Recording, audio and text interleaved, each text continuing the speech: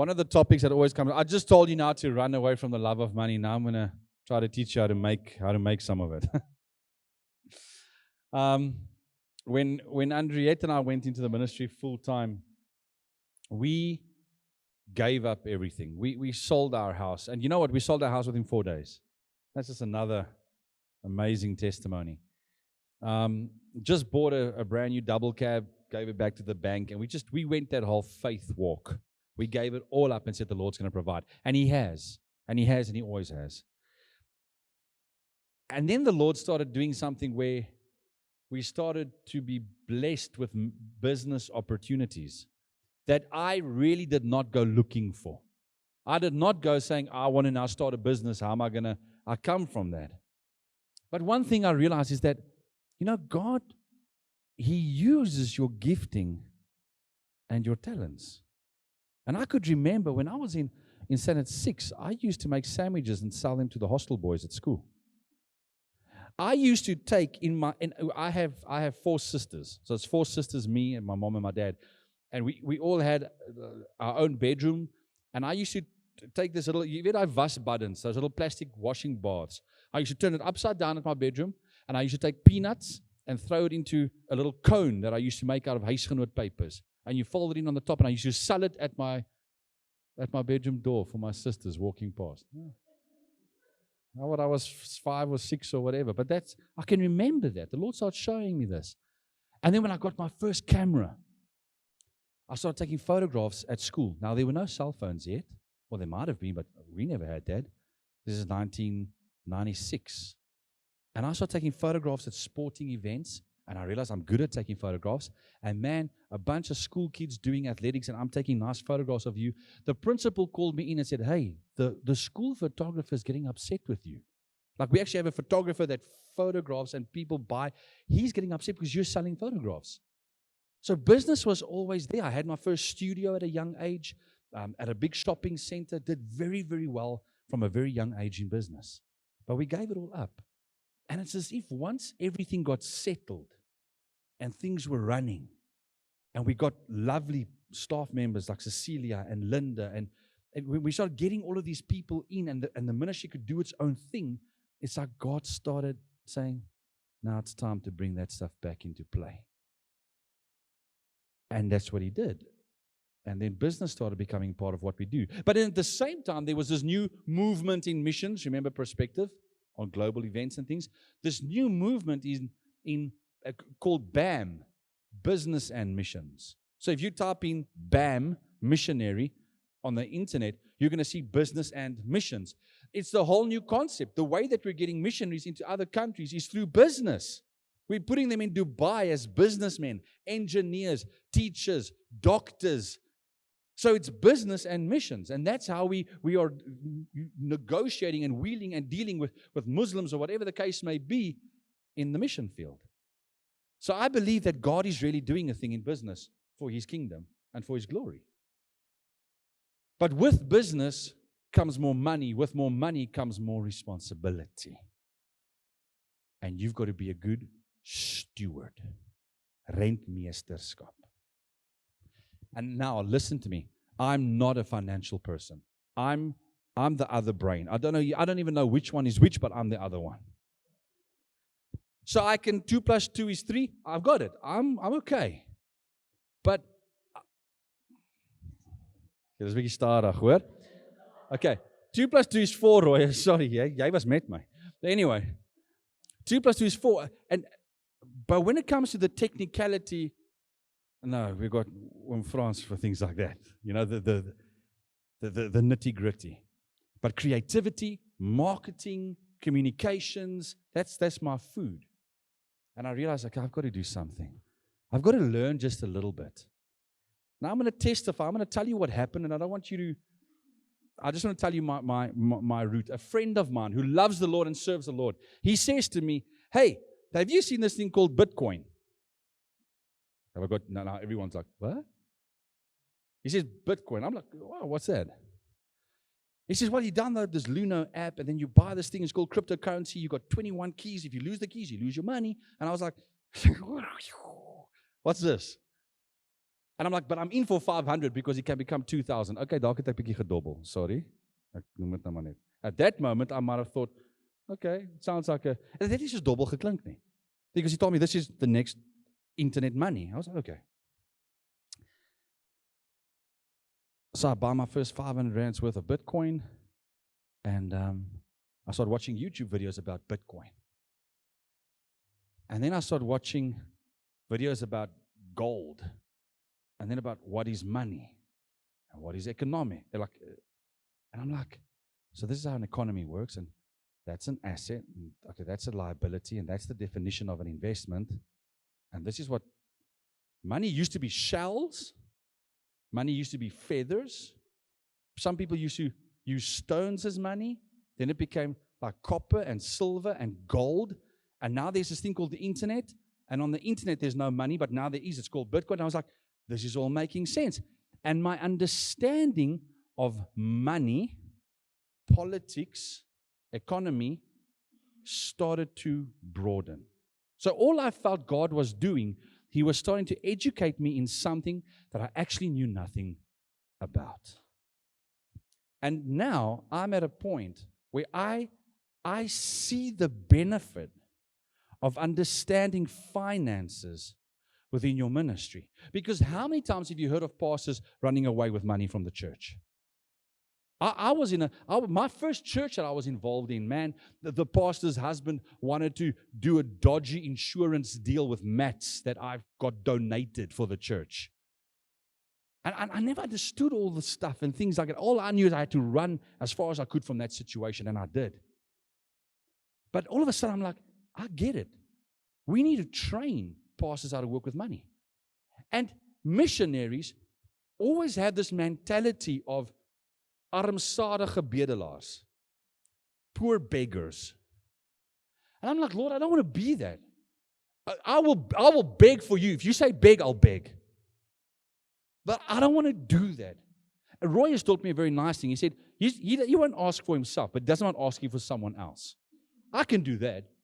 I can phone people and say, hey, I need meat for the Bible school. Are you in? I can do that. But for myself, I struggled with it. Maybe it's pride, but it just didn't fit with me. And I think that's when the Lord gave birth to this whole thing. Let's start teaching missionaries to work with money.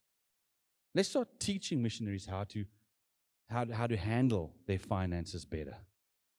And how to start to generate and start their tent ministries. Because who used to do that? The Apostle Paul. The Apostle Paul had these tents. When he dunk tent, he had this, it was those tents in the marketplace, it shot out like that, and then they'd have all of their fruit underneath. He had a tent business. And Paul says, he's like, you know what, I can ask you for money as a church. I can ask you to, hey, come contribute to my mission work. He said, but I doesn't, because I can pay my own way and I can pay for the others as well. So Paul had money. Abraham had money.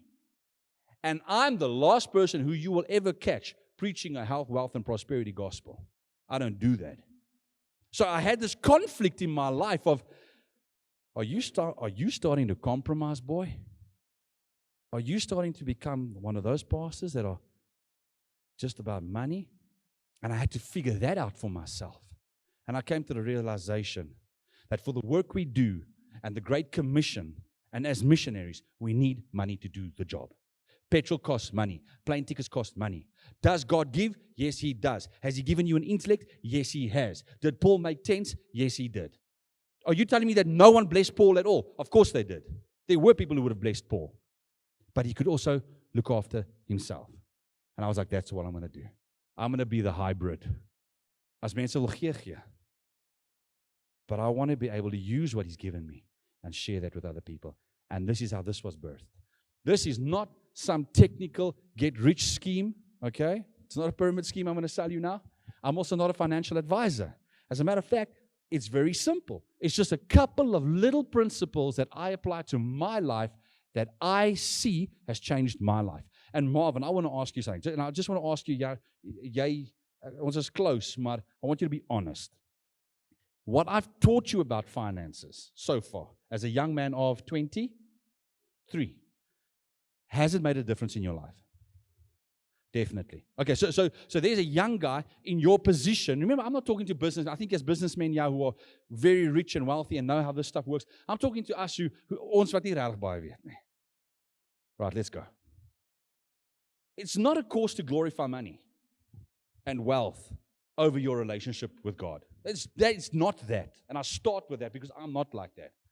We are always to seek first God and His kingdom. Have we got that? We're all good with that.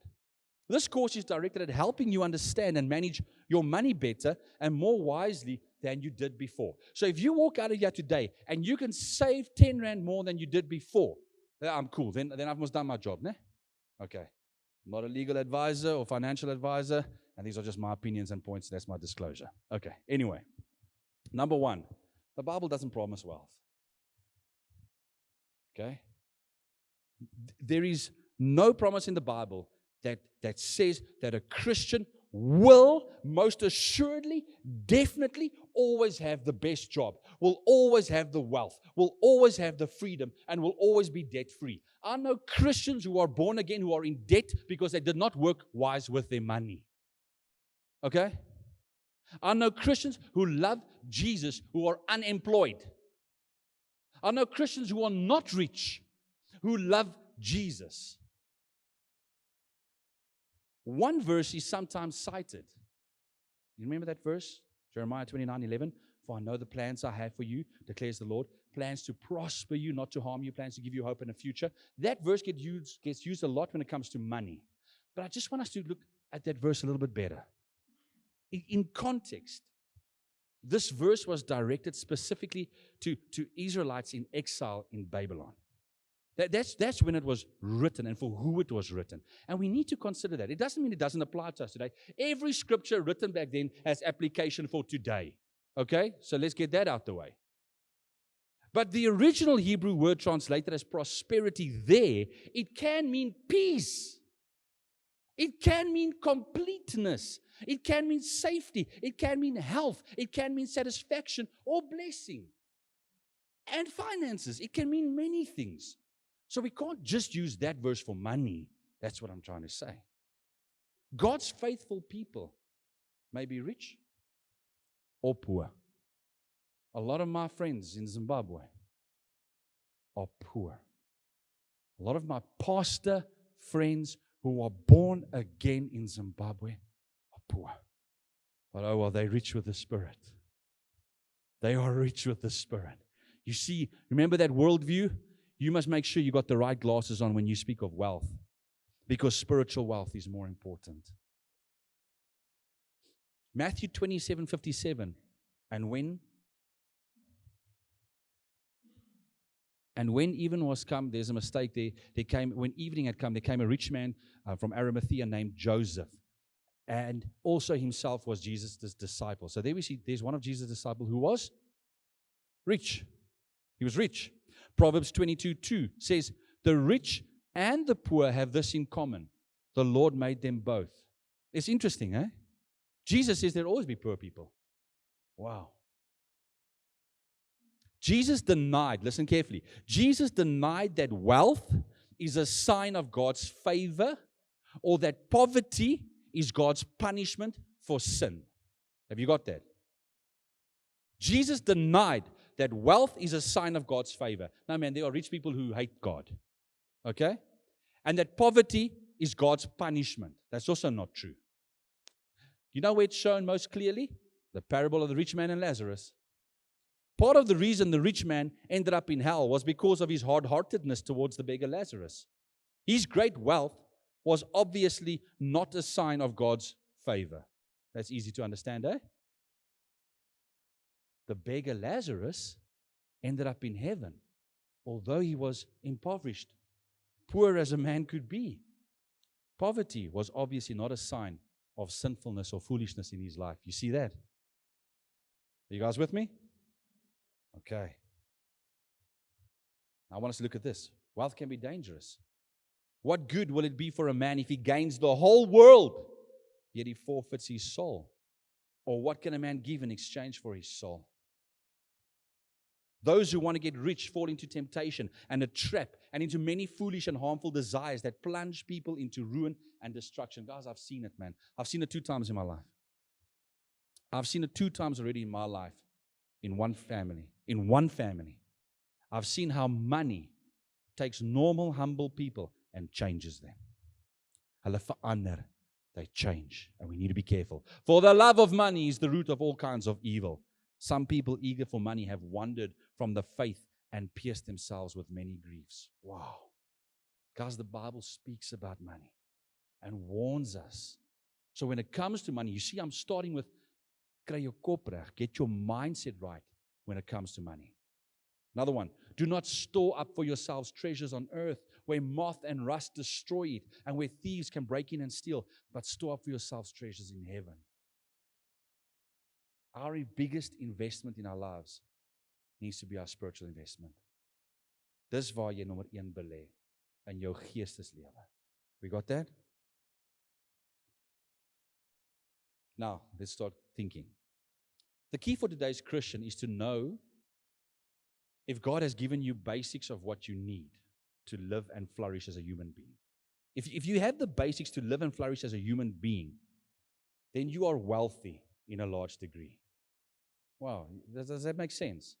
When I look at my friends in Zimbabwe, they have enough to live and flourish as human beings, and they are wealthy. If I say to them, try, how are you? My brother, it is going well. My brother, it is well with my soul. Wealth in the sense of being materially equipped to pursue a fruitful life. You know what? You don't need much to pursue a fruitful life with God. That's what I'm trying to say here. Jy het nie baie nodig nie. Work hard and become successful in life, but don't think of yourself as better than others because of your material wealth. In Deuteronomy 8:18, Moses reminds us, watch what Moses says. He says, but remember the Lord your God, for it is He who gives you the ability to produce what? Moenie, remember in the previous thing I said, everything that's good comes from God. So never ever get to a point, as jy nou begin geld maak, om te dink, maar dis ek in my eie krag. It's never been you in your own power. It's been the intellect that He has blessed you with. It's been the decisions that He has helped you make. Don't put your hope in your wealth. Proverbs 23:5 says, cast but a glance at riches, and they are gone, for they will surely sprout wings and fly off to the sky like an eagle. A good job or business and its steady earnings can be here today and gone tomorrow. But who is eternal and what is eternal? Jesus, man. Okay, dankie sissie, jy is wakker, mooi. Start here. Be rich in good deeds. Okay? Right, het julle dit. Where do we start first? Be rich in good deeds. Okay? It's first your relationship with God. I just said that in the previous slide. And now it's be rich in good deeds. A good deed is a free and voluntary act of service towards another person. Doing good deeds for others is the fruit of your salvation. In other words, as jy saligheid ontvang het, sal jy begin goed doen vir mense. Where do we find it? In Ephesians 2:10. For we are God's workmanship. You've been created in Christ Jesus to do good works. Okay, you following me? Be generous and willing to share. Generous people build organizations. And they contribute to the success of others. I want to say that, you know, en ek boost nie, ek voel nie ek moet hier staan. Ek ken vir Roy en stel al baie lank. Ek hoef hier te staan om hom te impress deur goed oor hom te sê. But he's always, with everything that he has started, he's always tried to take people with him up. Verstaan jy wat ek sê? He's always wanted to be generous. He's always been willing to share and lift people up, to contribute to the success of others. Think about it. Who wants to do business with someone who only takes? Jy wil nie met so 'n mens besigheid doen nie. So you can't, as a Christian, start off this journey like that. This is the first book I read on finance by Robert Kiyosaki called Rich Dad, Poor Dad. That's the first book. It's not a Christian book. It's not a Bible book. It's a secular book about money. That was the first book I read concerning money. But I learned a couple of interesting things from this book that I want to share with you and principles that you can apply. Number 1 was manage your money. Number 2 was make your money work for you. In other words, you don't work for your money like a slave. Your money works for you. I was like, wow, what does that mean? I'm going to need to read up about that. Become financially intelligent and literate. I was busy with that. Take calculated risks. What does that mean? Train your mind to look for opportunities. Sounds like something I'd like to do. Focus on assets over income. What's an asset? That's where I was. Maneuver your thoughts. Okay, well, let's look at that. Manage your money. Okay, are we ready? Many people are able to make money, but not everybody learns how to manage it properly. Okay, there's a difference. It's one thing to make it. It's another thing to know how to work with it. Okay, you got that? By enhancing your savings and tracking your expenses, you can become aware. So in other words, if you're saving more and watching what you spend, you can become aware of your spending patterns, and you can ensure that you will have more money coming in than going out. Nou, ek het 'n jong laaitie in die Bybelskool wat onlangs daar aangekom het. Sodra daai ou se geld inkom, gaan dit uit by die taxshop. Ja. Because that's how we are when we're young. And then now I'm trying to teach him, and ek hoop hy luister. Hy weet ek praat van hom. Okay? And if you do that, you'll become richer.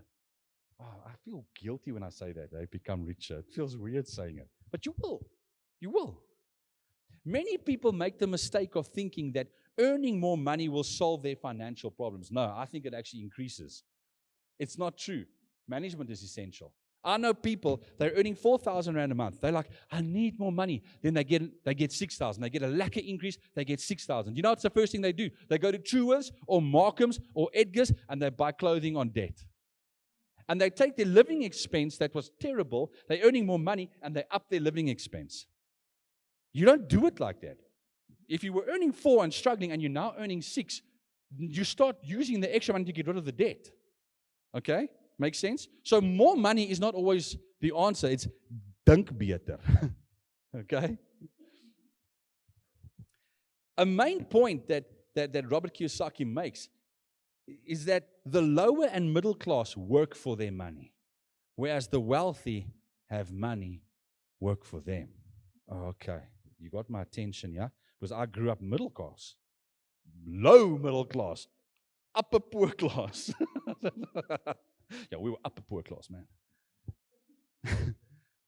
Learn how money works, then work out how to make it independent from a paycheck. So, okay, hang on now. So if I get money, I can actually take this money and I can do something with it so that while I'm still earning a paycheck, yeah, that money is making me more money and I'm not doing anything. Does that make sense? Now your money is working for you. So if you invest the money and it's earning an interest, I'm not even looking at it. I'm still working for my salary, yeah, but that thing's growing over there and it's earning me money, passive income. That's what we call it. Passive income is that secondary income that you're not actually focused on doing. It's not your real job. It's the thing that's happening while you sleep. You're making money while you're sleeping. We'll get there, okay? So make money work for you. I was like, okay, I'm going to start looking into that. Become financially intelligent and literate. What does that mean? It means begin om slim te raak oor geldsake. En lees meer. That's what literacy is. Read more. You know, I want to be honest with you. I have read thousands of articles, pages, essays on finance in the last 3 years. I have watched thousands of hours of YouTube videos. I will listen to podcasts on finances. Thousands. And if you're not going to put in the work, a lot of people say, oh ja, hy het geld gemaak because it was just a good investment. No. Do you know how long I had to sit and listen and focus and make a decision? I've got 10,000 Rand now. Am I going to put it into this or am I going to put it into that? Is it going to work there for me and make me money or is it not? That takes research. That takes time. It takes effort. Okay?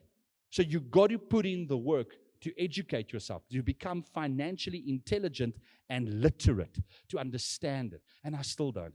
Daar's nog steeds terminologie, vra vir oom Frans, ek het gestaan met hom daar. Ek sit en luister vir oom Frans and he's explaining to me trusts and things like that, and I'm like, I've got to go home and go read up what a trust is and all, because I'm just not clever with this stuff. Does it make sense? I'm not standing here saying I've arrived. I'm just sharing my journey with you so far. Kiyosaki believes that the cause of so much suffering is due to a lack of financial education. That's true, because we're not taught this stuff in school. My mom, my pa, my nooit geleer. My parents never taught me. Listen, yeah? If you start saving from a young age, this is how interest works. This is compound interest. It compounds. It's a compounding thing, and it will be more at your older day. I never knew that. If I knew then what I know now, if someone just taught me the difference between an asset and a liability, my life would have already been different. Mark that sin. Okay. Calculated risks, what's that? You know, there's going to be times when you need to take risks with the money that you have. I'm going to use some examples here from our personal life. We make these jungle gyms. A friend of mine serves the Lord. He's a policeman. His wife's a teacher. They have a business called Bundu Kids, which makes jungle gyms. And I ordered a jungle gym. Remember that photograph of the jungle gym under the tree? We ordered that one, bought that one. I paid it off. I was so poor, I had to pay it off over like 20 months. Okay? And I said to him, Skulk, you can be glad that you're my friend and a Christian, because I like this business, these jungle gyms. I honestly would, if I saw this and I never knew you, I'd start making jungle gyms now. And you know what?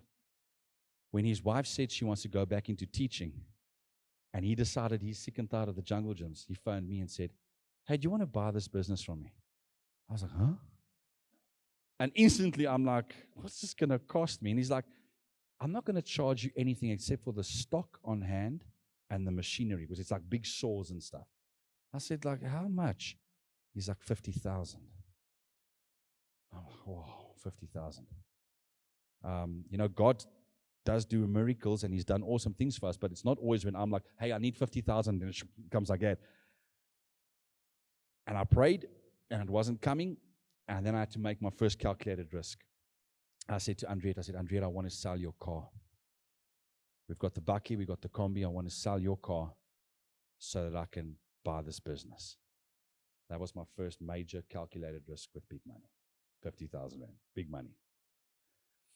And Bundu Kids had a turnover of about 100,000 a year, and it's just exploded. We changed the website, gave it a Facebook page. It never had a Facebook page, and God has just blessed that business in the last 4 years. We've had it for 4 years.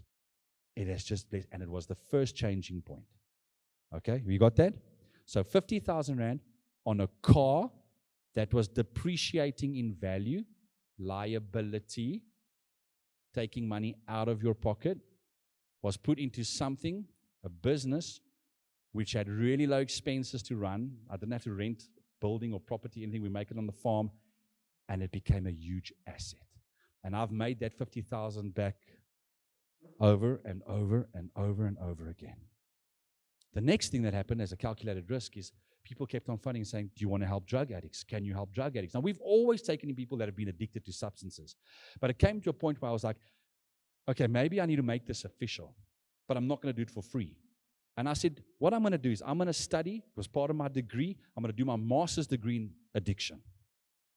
And I said, but if I'm doing all the studying, the first month that the people pay, that money will come to me. And every month after that will go to the ministry. Now, that was a calculated risk, because now I'm bringing more drug addicts into the school, but at the same time, I realized that it could assist us financially, especially on the first month. And I took a calculated risk. And it worked, because now there was more income, and people were coming to faith and coming free from drugs. Amazing? Okay. The third one that happened was my brother-in-law. He owns a bunch of properties in Kimberley. I'm already busy as it is. And he says to me, I need someone to manage the properties because the lady has died that used to do it. And I'll offer you a good salary, and all I want you to do is manage these properties. And I was like, I can't do this alone. And working for my brother-in-law, that's a calculated risk. Want familie en besigheid kan, not always, but it can nie. And he is temperamental, okay? And so am I. And I said, but let's go for it. A calculated risk that, watch how beautiful it turned out. I managed to pull Cecilia, who's my PA, into the business and she gets extra money every month. And Regan, who built the Bible school, I said, Regan, we're not going to pay plumbers and electricians and builders out there.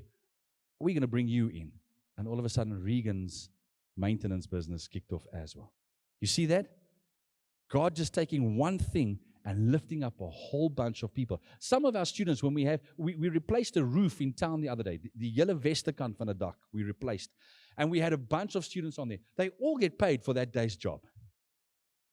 It was just a blessing upon blessing, but a lot of calculated risks. Train your mind to look for opportunities.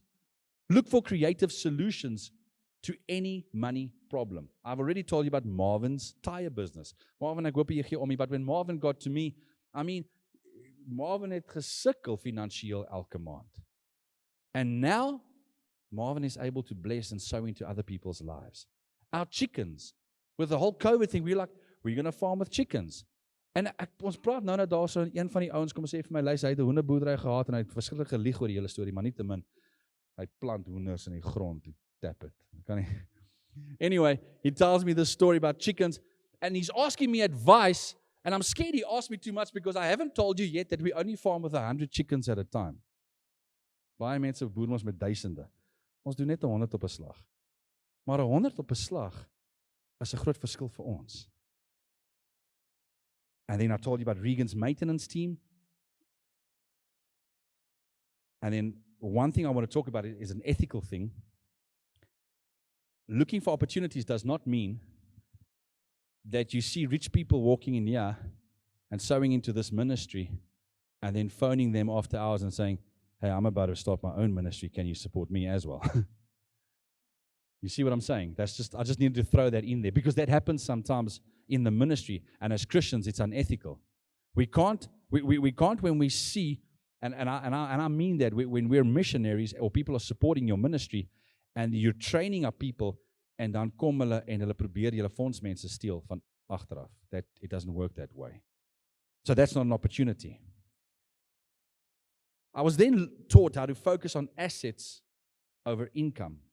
In other words, to concentrate on your net worth rather than your monthly salary.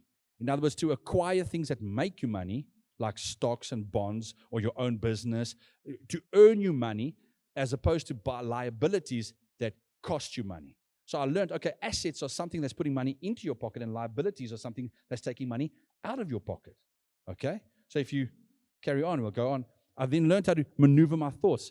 If you say, I can't afford it, then you prevent yourself from even thinking of various possibilities. So I had a dream that I could start taking my wife every second month just away. I was noem dit 'n wegbreek.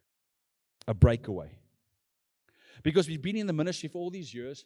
We've got 3 of our own children. We adopted another 2 children. It's tiring.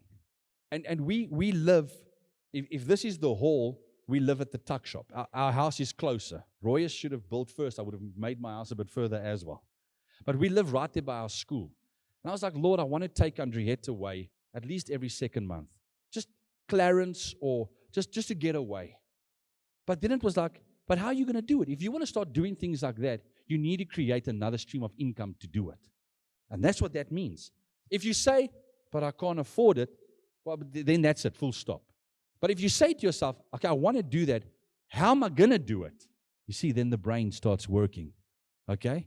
So if you have that dream, if you have that goal, stop saying, how am I going to do it? Hey, make it happen. Die Here het vir jou geseën met 'n brein. Make it happen. Do something about it. Instead of asking the question, how can I afford it? This acts as a feeder for your brain to churn up the possibilities. How can I do it? Maneuver every negative can't do thought into a can do healthy attitude. Now, let's go to some great tips. Number 1, no debt. I don't have any clothing accounts. I have no clothing accounts. I don't have an Edgar's account, a True's account, a Markham's account. I don't have something like that. If I can't buy it cash, I don't buy it. Okay?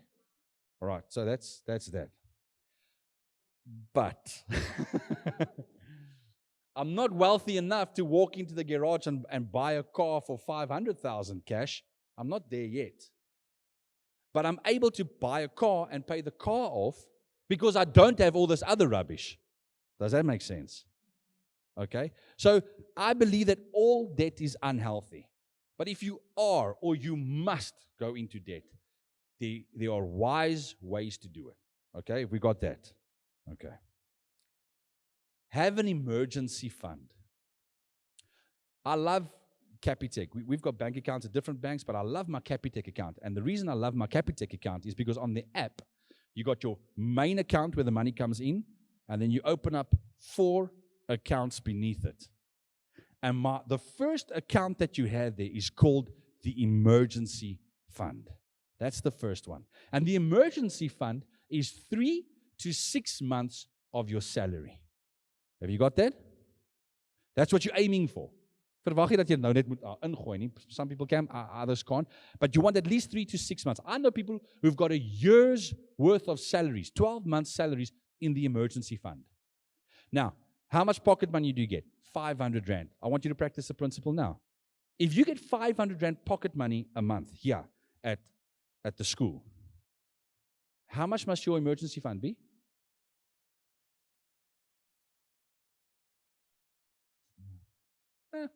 Ons het 'n probleem. Okay. If you're getting 500 rand a month, your emergency fund is 3 months worth of a salary. Jou salaris is mos 500 rand 'n maand. Dis jou sakgeld. 1500, dis ek reg?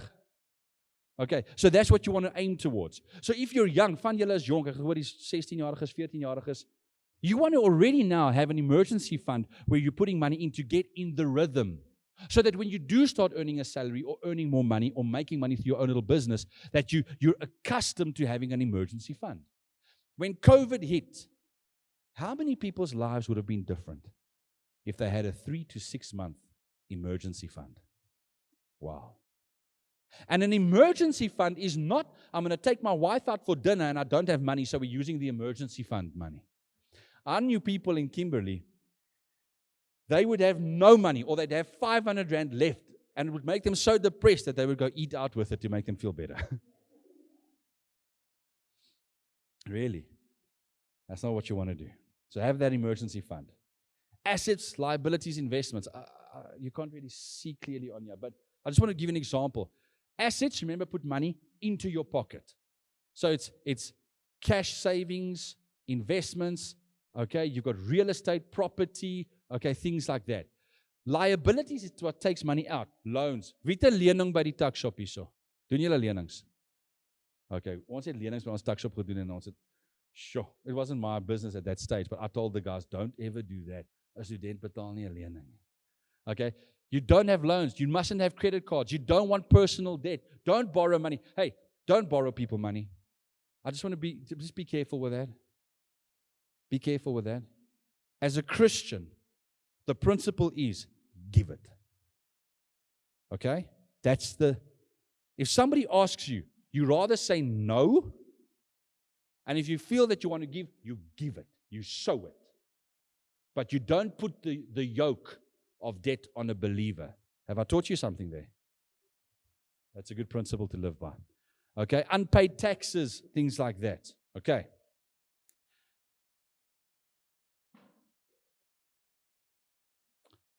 You know what's my next account that I have? I have a fun account. It says fun/holiday. Because you know what I learned? That you are allowed to enjoy the fruit of your labor. Do you understand what that means?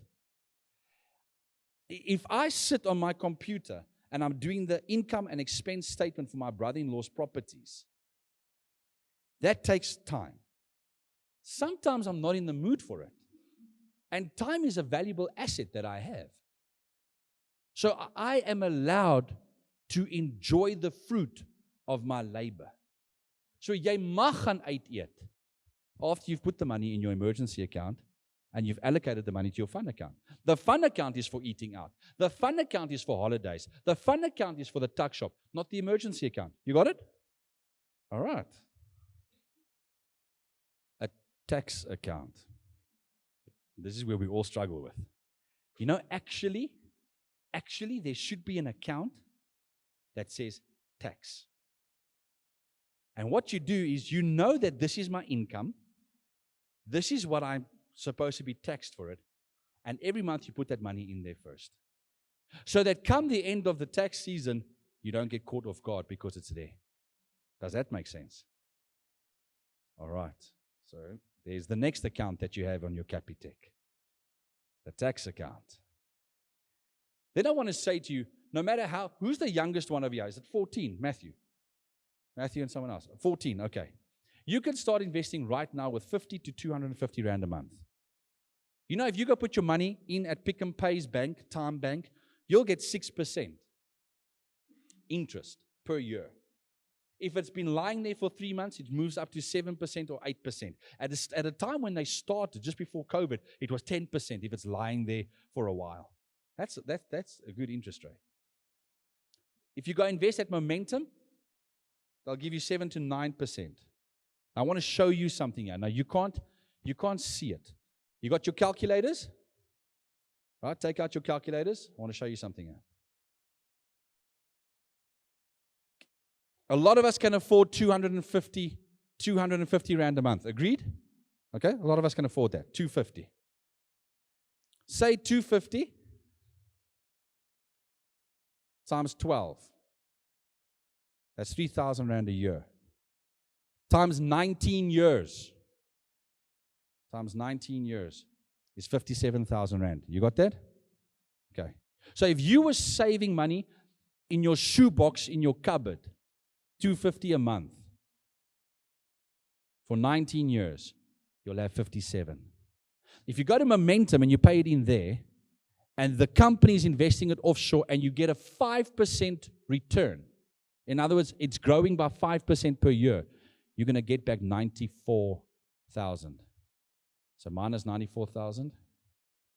It grew by 37,000 Rand. You did nothing in the 19 years. You see that? That's how interest works. That's how compound interest works. You got that? Sorry, that's at a fixed rate.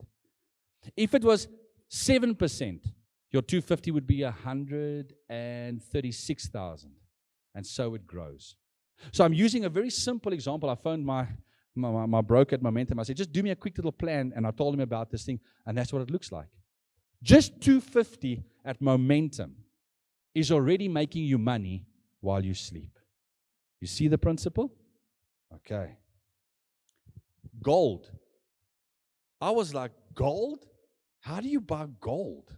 How do you do that? That sounded weird. Now it's getting weird for me. And then I learned about something called a Kruger Rand. I was like, what's that? And they're like, a Kruger Rand back then was about 20,000 Rand an ounce. And I was like, but I don't have 20,000 Rand to buy gold. And then somebody said to me, but do you know that you get a 1/10 Kruger Rand? 1/10 van 'n Kruger Rand.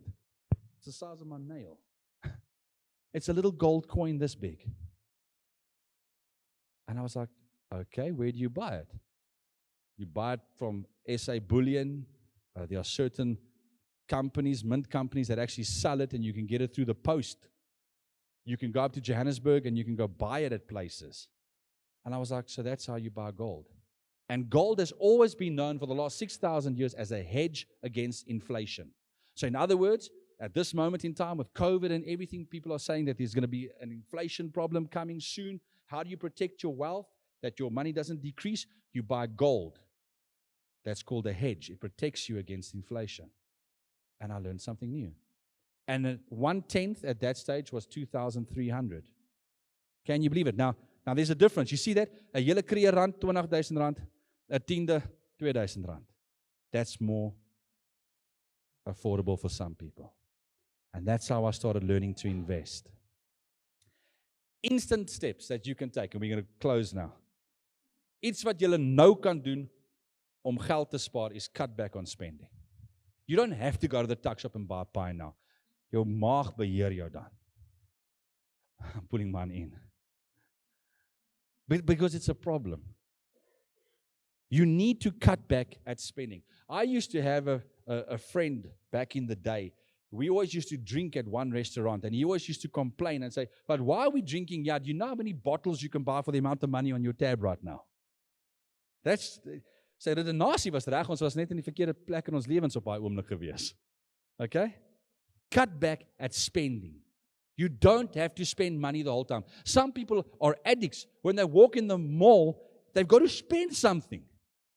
They've got to spend. Don't do that. Get a second and a third income. Okay, now it gets interesting. Remember I told you about painting? I started selling my paintings. I was like, I'm going to sell my paintings. Then it was the jungle gyms. And then we've got a bit of sheep, and you're selling sheep every now and then. And then we've got pigs that we farm with, and then you're selling a pig every now and then. And then you've got chickens, and you're selling chickens. And all of a sudden, you've gone from one stream of income to a second one, to a third one, and so on and so forth. Start earning interest, a good savings account. If you go to Capitec, I think Capitec gives you 6%.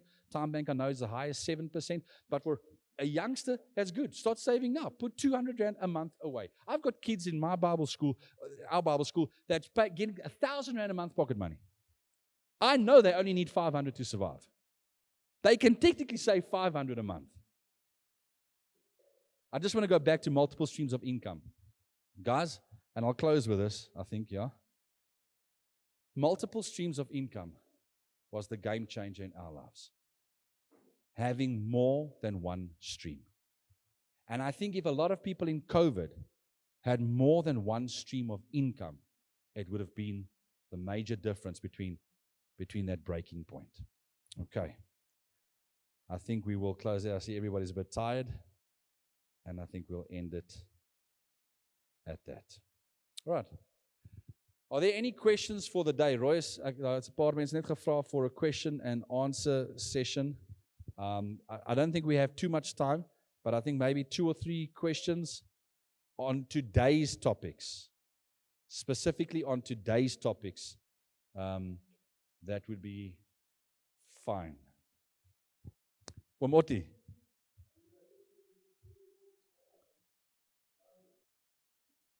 Pardon? Tithing. I end with tithing. But let me talk about that quickly. So when we started making more money, do you know what was the first thing that we did? The first thing that we did was we started a fund called the Global Leadership Fund. It's a little fund that we started as a family where we put money into it every month and we pay for students' degrees. So right now at this moment, we're able to pay for John's degree, Marvin's degree. Who else is doing a degree? Chloe's degree. We're also, out of this very same fund, then my brother-in-law, whose properties I do, he's like, hey, I'm also going to chuck in there every month.